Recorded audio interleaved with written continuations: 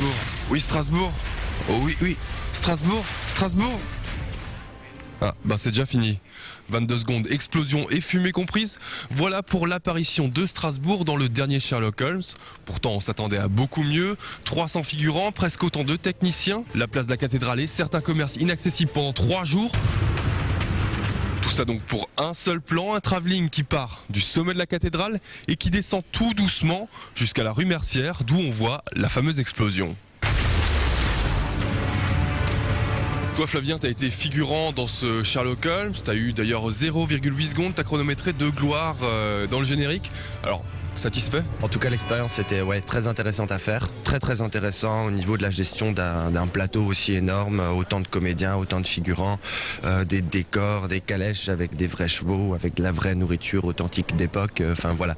Donc surtout impressionné par l'énormité des moyens techniques et humains aussi qui ont été mis en place pour le tournage. Donc voilà, 22 secondes, ça fait petit au final, mais voilà, on va voir ce que ça donne à la sortie. Donc pas de déception pour Flavien. Par contre là on va aller à la mairie de Strasbourg. Peut-être qu'eux ils ont un peu plus les boules.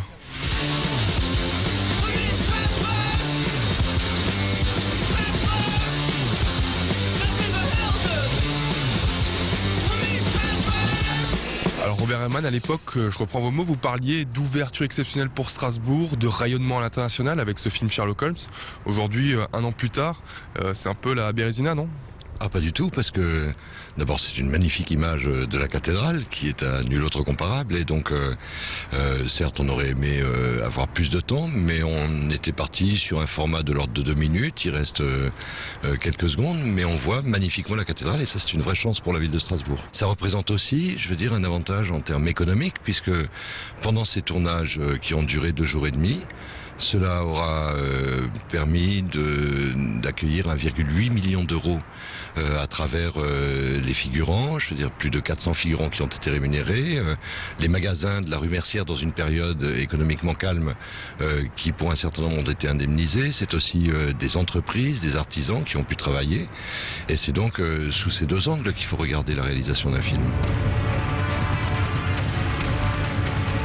Robert Herrmann n'a pas osé me le dire, qu'il était déçu pour les 22 secondes. Est-ce que vous allez oser me le dire ? Non, je vais surtout pas osé le dire. Non, je dirais que simplement 22 secondes, c'est effectivement très court à l'échelle de tout un film. En même temps, on a la séquence d'ouverture. Ce qui est important pour nous, c'est qu'on sait qu'on est à Strasbourg. Voilà, et à partir de là, bien sûr. Vos secondes sont comptées. On a l'effet boule de neige aussi qui fait que ça incite d'autres réalisateurs à venir, d'imaginer même des scénarios qui n'existent pas aujourd'hui et qui pourraient être tournés ici.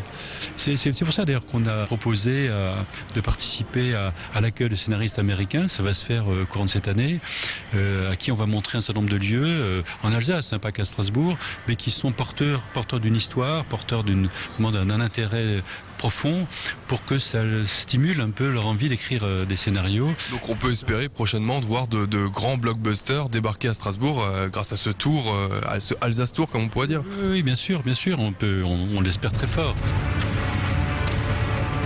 Alors vous l'avez compris, si vous voulez voir Strasbourg exploser, même Big Ben exploser, peut-être même Jude Law exploser, rendez-vous le 25 janvier dans tous vos cinémas. Nulle obligation.